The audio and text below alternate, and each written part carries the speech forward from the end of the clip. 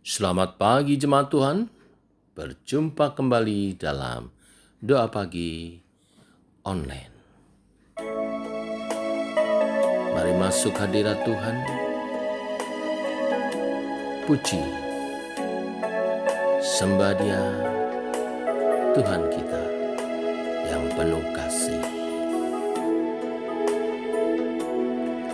Tuhan, kasih-Mu sungguhlah mempesona diriku.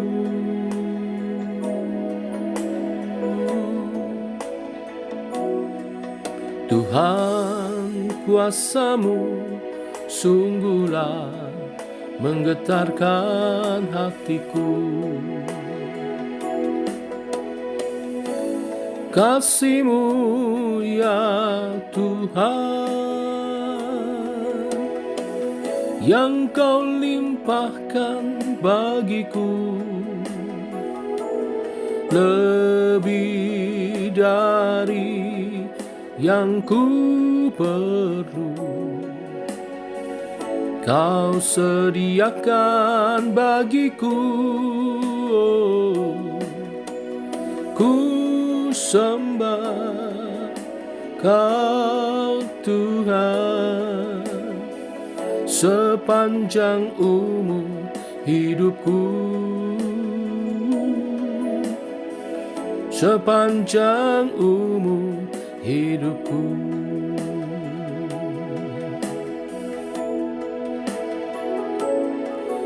Tuhan, kasih-Mu sungguhlah mempesona diriku.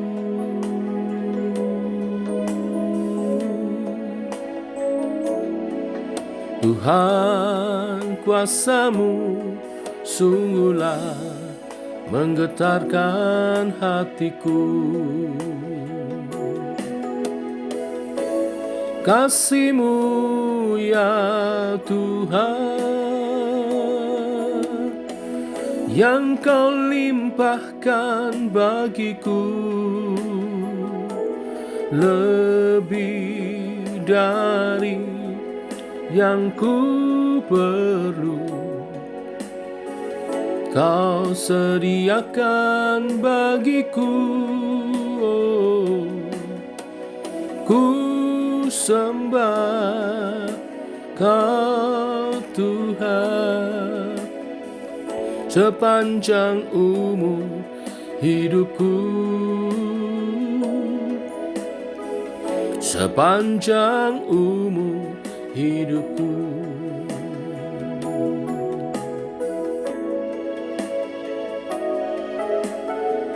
Lihat betapa besar kasih yang dikaruniakan Bapa kepada kita, sehingga kita disebut anak-anak Allah. Dan memang kita adalah anak-anak Allah. Karena itu dunia tidak mengenal kita, sebab dunia tidak mengenal Dia. Kasih-Mu ya Tuhan, yang Kau limpahkan bagiku, lebih dari yang ku perlu. Kau sediakan bagiku, ku sembah Kau Tuhan sepanjang umur hidupku, sepanjang umur hidupku, sepanjang umur hidupku, sepanjang umur hidupku.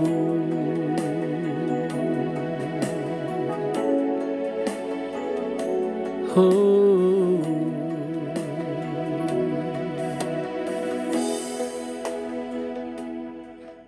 biarlah pujian ini menjadi komitmen kami akan memuliakan Tuhan sepanjang umur hidup kami. Teguhkan oleh kebenaran firman Tuhan yang sebentar kami renungkan. Dalam nama Tuhan Yesus Kristus. Amin. Bapak Ibu, kita lanjutkan pembacaan firman renungan kita pagi hari ini. Lukas pasal 15 ayat 1 sampai 7. Perumpamaan tentang domba yang hilang. Demikian firman Tuhan. Para pemungut cukai dan orang-orang berdosa biasa datang kepada Yesus untuk mendengarkan Dia. Maka bersungut-sungutlah orang-orang Farisi dan ahli-ahli Taurat, katanya. Ia menerima orang-orang berdosa dan makan bersama-sama dengan mereka. Lalu ia mengatakan perumpamaan ini kepada mereka. Siapakah di antara kamu yang mempunyai 100 ekor domba, dan jikalau ia kehilangan seekor di antaranya, tidak meninggalkan yang 99 ekor di padang gurun dan pergi mencari yang sesat itu sampai ia menemukannya.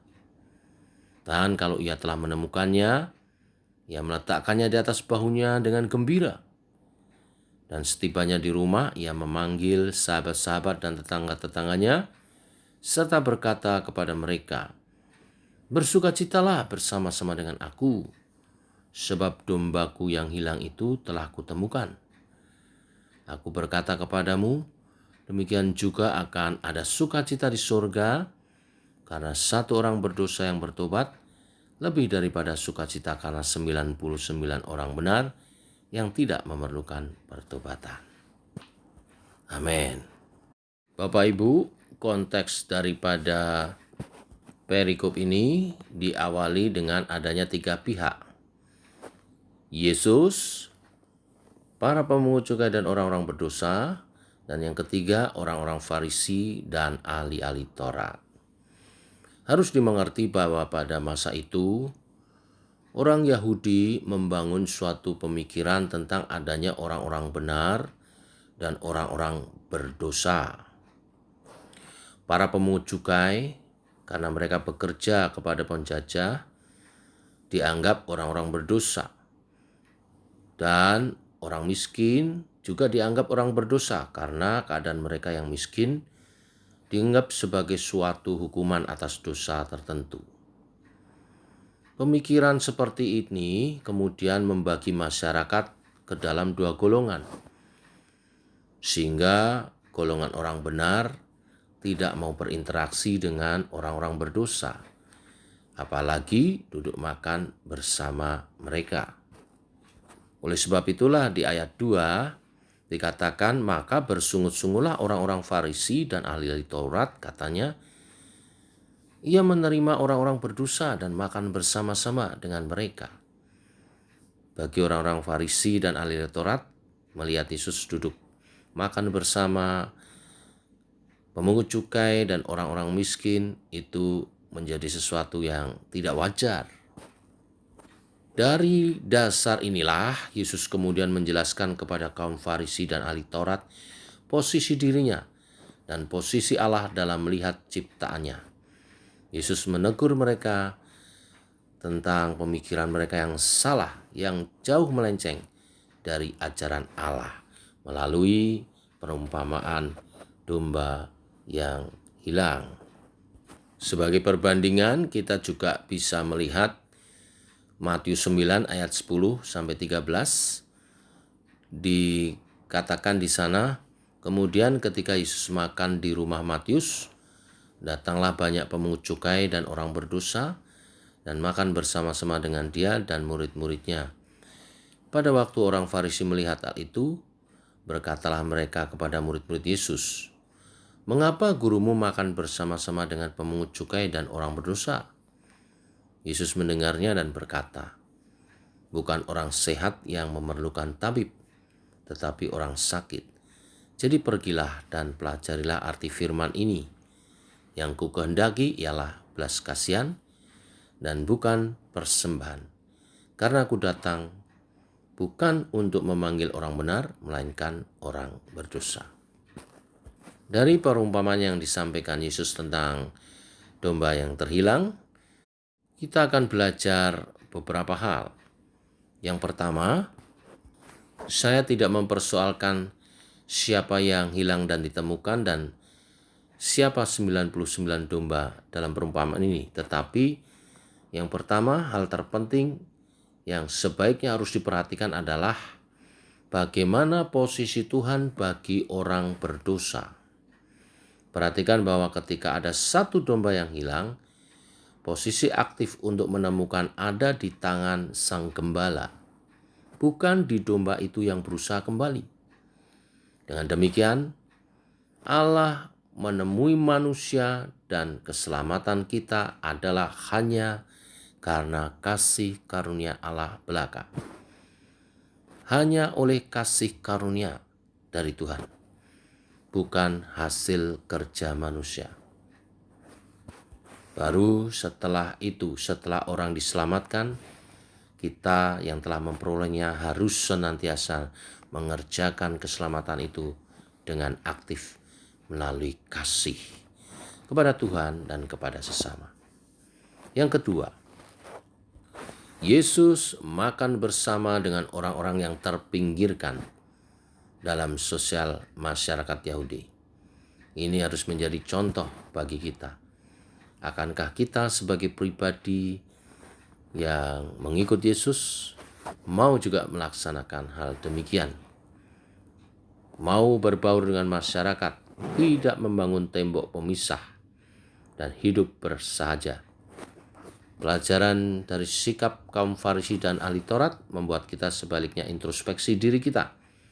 Jangan kita menjadi yang demikian, menganggap orang lain berdosa dan menganggap diri kita paling suci dan benar. Kita harus bergaul untuk Injil diberitakan, untuk orang-orang diselamatkan. Ini yang kedua. Yang ketiga, kasih adalah yang utama.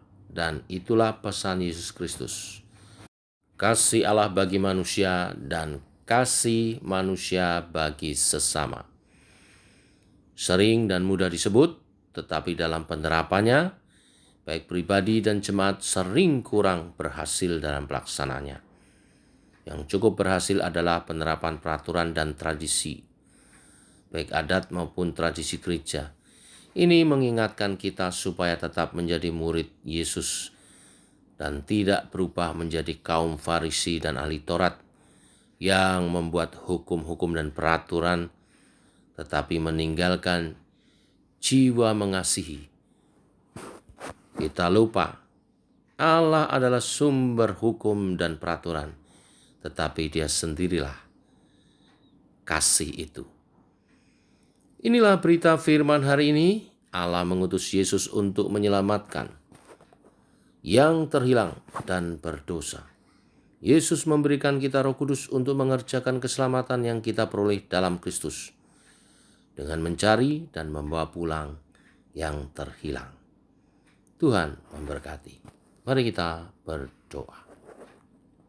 Bapa, kami mengucap syukur buat hari ini, hari yang baru, limpah dengan rahmat-Mu. Terima kasih buat kebenaran firman, bahwa Engkau mengasihi kami orang berdosa, sehingga Engkau turun dari surga mencari kami dan menyelamatkan kami. Terima kasih buat anugerah keselamatan-Mu, karena tidak mungkin kami dapat selamat dengan perbuatan kami, apapun itu. Terima kasih buat anugerah-Mu Tuhan. Ajar kami menghargainya dengan kami mengerjakan keselamatan yang Engkau telah berikan kepada kami. Dengan hidup dalam kasih, untuk kami menjadi saluran berkat bagi sesama, membawa orang-orang lain juga kepada Yesus, membawa mereka yang terhilang kepada Yesus, sehingga mereka juga diselamatkan. Terima kasih Tuhan. Hari ini kami berdoa secara khusus bagi gereja Tuhan dan juga hamba-hamba Tuhan, dari gembala sidang, rohaniwan, staf, dan semua yang terlibat, para majelis yang mengatur dan mengelola gereja. Tuhan, dalam pengurapan-Mu, mereka mengerjakan tugasnya dengan baik. Terima kasih Tuhan, urapi mereka dalam kesatuan visi, bergerak bersama, sehingga membawa gereja Tuhan sesuai panggilannya, membina iman jemaat bertumbuh sebagai jemaat yang kudus, mulia, dan siap menyongsong kedatangan Tuhan kedua kali. Dan menjadi jemaat yang bersaksi untuk kemuliaan nama-Mu, yang misioner memberitakan Injil, dan menjadi agen-agennya Tuhan untuk menjangkau jiwa-jiwa bagi kemuliaan nama-Mu. Kami berdoa untuk setiap program gereja, supaya membentuk setiap umat-Mu, dan kami bersama bertumbuh di dalam Engkau. Kami berdoa untuk pemberitaan Injil, supaya banyak jiwa dimenangkan dan diselamatkan. Berkati upaya-upaya pemberitaan Injil, badan-badan misi terkait bersama dengan gereja-Mu. Kami mendukung dalam doa, daya, dan dana, supaya pemberitaan Injil makin diluaskan, sehingga banyak jiwa dimenangkan bagi kemuliaan nama-Mu Tuhan. Berkati hamba-hamba Tuhan, para misionari, cukupkan kebutuhan mereka, dan jaga lindungi mereka, dan sertai mereka. Dalam tugas pemberitaannya, nama Tuhan dimuliakan. Demikian doa-doa kami Tuhan, kami naikkan dalam nama Tuhan Yesus Kristus. Amin. Demikian Bapak Ibu jemaat Tuhan, doa pagi kita. Selamat pagi, selamat berjalan bersama dengan Tuhan.